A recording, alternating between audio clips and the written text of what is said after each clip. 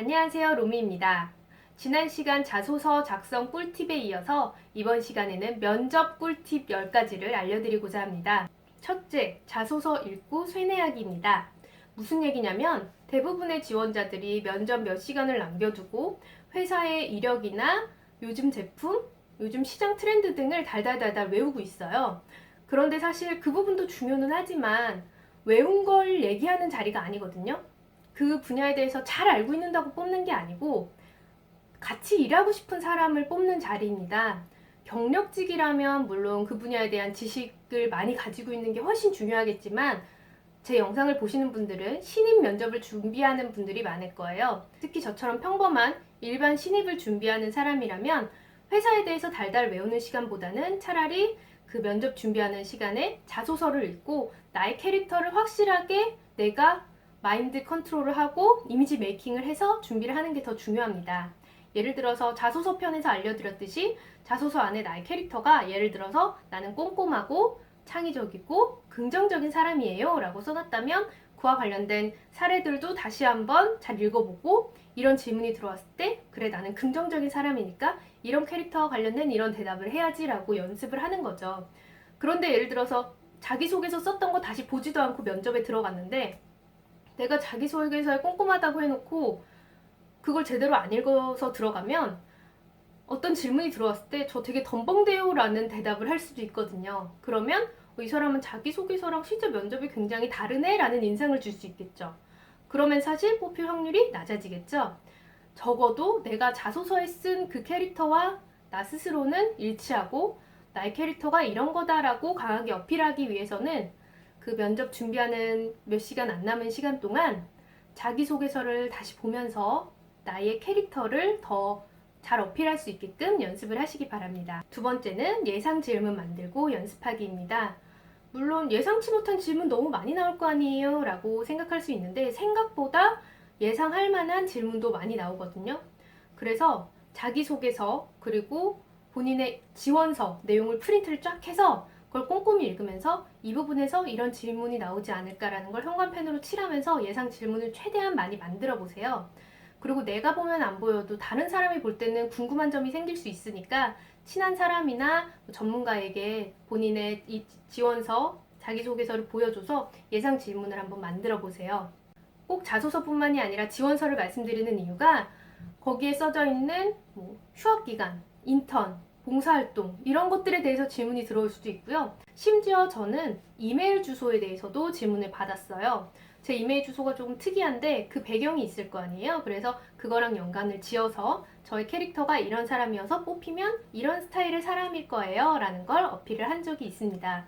그러니까 예상 질문을 최대한 꼼꼼하게 내가 면접관이라고 생각하고 내가 이 사람을 모른다라고 생각하고 그 관점에서 질문을 많이 만들어보고 대답하는 연습을 해보는 게 필요합니다. 세 번째는 답변을 글로 써보기입니다. 예상 질문에 대해서 답변을 직접 말하는 것도 중요하지만 그걸 글로 써보면 내가 이 부분에서 잘못했구나, 이 단어는 좀 안 맞구나, 이런 흐름이니까 이런 문장은 빼야겠구나 라는 거를 훨씬 일목요연하게 정리를 하실 수 있는데요. 글로 써보고 첨삭하는 과정을 마치 자기소개서를 쓰듯이 면접에 대한 답변도 연습을 해보시면 많이 도움이 됩니다. 그 과정에서 아마 많이 오글거리실 거예요. 내가 이렇게 말을 못했나? 대체 뭐라고 대답을 해야 되나? 그런데 그런 과정을 겪으면서 답변하는 실력이 많이 향상이 될 거예요. 네 번째는 답변 촬영해서 보기입니다. 요즘에 핸드폰 카메라 워낙에 좋으니까 동영상으로 한번 촬영을 해보세요. 그 앞에 만들었던 예상 질문과 답변을 촬영해서 다시 보기를 해보면 나의 문제점을 확실히 아실 수 있을 거예요. 사실 말로 전해지는 것보다 표정이나 말투, 자세라든지 이런 비언어적인 측면에서 이미지에 영향을 미치는 요소가 굉장히 크거든요. 그래서 이렇게 녹화를 해보면 내가 이렇게 자세가 안 좋았나? 라고 아실 수도 있고요. 내 표정에서 이런 문제가 있구나. 내 말투에서 이렇게 말을 끄는 건 좀 아닌 것 같다 라는 것들을 찾아낼 수 있어요. 저 같은 경우에도 면접 준비를 할 때 녹화를 해봤더니 제가 상당히 이렇게 얘기를 하더라고요. 근데 이렇게 하면 아무리 좋은 얘기를 해도 좀 자신감 없어 보이고 되게 맹해 보이고 안 좋잖아요. 그래서 이렇게 폈다고 생각했는데 많이 꾸부정했어서 더 오버해서 이렇게 앉는 연습을 해보니까 적정선을 찾을 수 있더라고요. 이런 연습을 해보시면 실전에 가서도 훨씬 더 이미지를 더 좋게 어필을 하실 수 있습니다. 다섯 번째로 질문에 대한 대답을 하실 때 주의하실 점인데요. 모든 질문에 대한 대답은 나에 대한 어필이다 라는 점을 명심하세요. 대체 저 질문을 왜 했지? 라는 질문들도 많을 거예요. 정말 의미 없는 질문도 사실 있어요. 왜냐면 면접관들은 안 그래도 사무실에서 할 일이 이렇게 쌓여 있는데 그 면접을 보느라 초과 근무를 해야 될 수 있는 상황이고요. 수많은 지원자들을 보면서 굉장히 지루하고 지쳐있는 상황이에요. 그런 상황에서 사실 별거 아닌 질문들도 던지는데 그게 면접에 지원한 나의 입장에서는 정말 떨리고 무서운 상황이잖아요. 근데 그럴 때 너무 긴장해서 똑똑해 보이는 대답을 하고 싶다? 있어 보이는 대답을 하고 싶다? 그럴 필요 없고요. 나를 잘 보여주는 나의 캐릭터를 가장 잘 어필할 수 있는 대답을 하는 게 중요해요.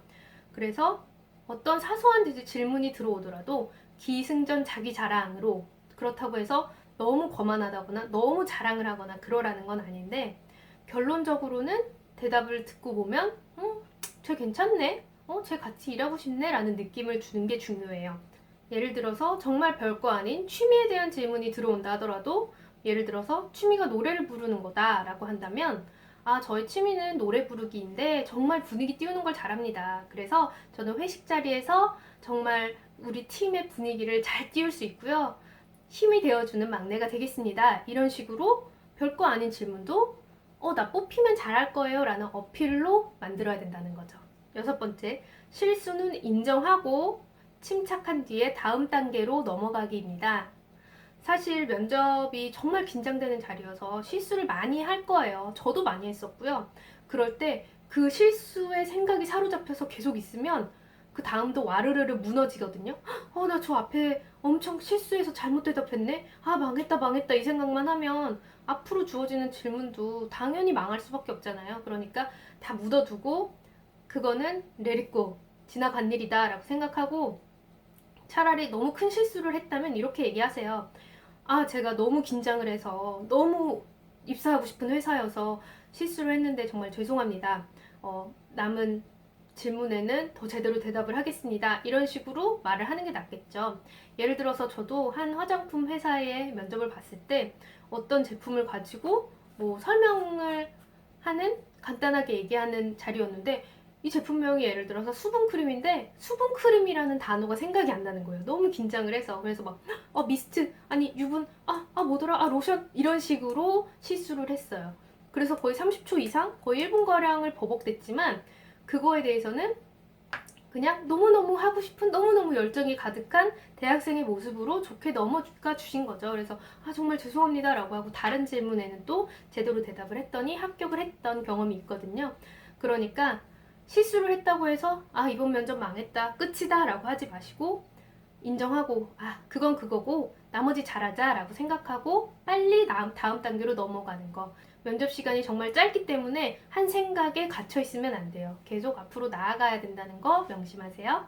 일곱 번째로 해당 기업 관련 직무의 면접 스터디를 활용하기인데요. 스터디를 장기간 하는 거는 좀 부담스러울 수 있어요. 그런데 어떤 한 기업의 공채 준비라든지 어떤 한 직종에 대한 스터디 준비는 짧게는 몇 주, 길게는 몇 달 이런 식으로 단기간 동안 진행되는 스터디들이 있거든요. 그런 데 가시면 같은 분야다 보니까 정보를 공유할 수 있는 것도 있고 다른 친구는 이런 식으로 하네, 나는 이런 식으로 해볼까 라고 도움을 받고 벤치마킹을 할 수 있는 것도 상당히 많아요. 그래서 스터디를 꼭 길게, 오래 아니면 많이 하라는 건 아니지만 적어도 스터디에 한두 번 정도는 나가서 참고를 하시면 많은 도움을 얻으실 수 있습니다. 여덟 번째로 좋은 인상 만들기인데요. 웃는 얼굴을 만드는 게 정말 중요해요. 이 부분은 사진빨 잘 받는 노하우 영상에서도 말씀을 드린 부분인데 특히 웃는 눈 만드는 거, 웃는 입 만드는 거 이런 웃는 인상이 상당히 중요하기 때문에 이 표정 연습도 해야 돼요. 말하면서 좋은 인상을 갖는 게 사실 어렵거든요. 그래서 이 부분을 녹화하면서 많이 연습을 하셔야 되는 부분이고 그리고 화장을 면접 메이크업 이런 영상도 많이 보시잖아요. 근데 너무 진하게 하지 마세요. 그 너무 진하게가 젊은 친구들이 보는 진하게와 어르신들이 보는 진하게가 또 달라요. 그래서 좀 진하게 되면 사실 인상이 좀 강해 보인다든지 너무 외모에만 신경 써 보이는 측면도 있으니까 피부도 깔끔하게 이목구비도 웃는 인상으로 그런 느낌만 살리면서 화장을 하시면 되고, 너무 오버하는 화장은 하지 마시고 옷도 그냥 깔끔한 게 좋아요. 왜 다들 면접 볼 때 블랙 앤 화이트야? 왜 다들 그런 정장 입어? 라고 생각하고 튀노 옷을 입는다. 만약에 그런 게 용인이 되는 회사 분위기면 충분히 괜찮은데, 대부분의 한국 회사들은 면접관들이 다들 30대, 40대, 50대잖아요. 그분들이 보시기에는 그래도 면접은 격식을 차려야 되는 자리다라고 생각하시면 돼요. 결혼식장에 웨딩드레스를 입어야지 비키니를 입으면 이상하게 보일 거 아니에요? 그거랑 똑같아요. 정말 중요한 면접이라는 자리이기 때문에 옷은 깔끔하게, 화장도 최대한 깔끔하고 깨끗한 느낌으로만 인상을 최대한 좋게 만드는 것. 외모가 뭐가 그렇게 중요해요? 라고 하실 수도 있는데, 사실 면접관으로 오시는 분들이 실무자들, 팀원들과 팀장님, 그리고 그 다음 단계로는 임원분들을 만나겠지만, 같이 일하고 싶은, 매일매일 보고 싶은, 얘 일 시키면 잘할 것 같은, 일 부탁했을 때 문제없이 할 것 같은, 아니면 같이 일하면 즐거울 것 같은 그런 막내를 뽑는 거거든요. 여러분 입사하자마자 막내이잖아요. 리더 되는 거 아니잖아요. 그래서 같이 일하고 싶은 느낌을 주는 데 있어서 사실 외모에서 풍기는 이미지도 상당히 큰 거죠. 그거 무시하시면 안 되고, 뭐 그러면 인상 때문에 뿌띠 성형이라도 해야 되나요? 라고 하시면 저는 그것까지는 전혀 아니라고 생각해요. 사실 이목구비보다 중요한 건 인상이고, 인상에서 제일 중요한 게 옷차림, 헤어, 그리고 표정. 그래서 이 표정을 자꾸 연습을 하면서 대답할 때 나의 표정이 어떤지, 정말 같이 일하고 싶은 느낌, 뽑고 싶은 느낌을 주게끔 연습을 해보시기 바랍니다. 9번째로 면접 대기실에서도 조심하기입니다. 면접은요, 정말 집 문에서 나가는 순간부터 시작돼서 집 문으로 들어오는 순간까지 계속된다라고 생각하시는 게 나을 것 같아요.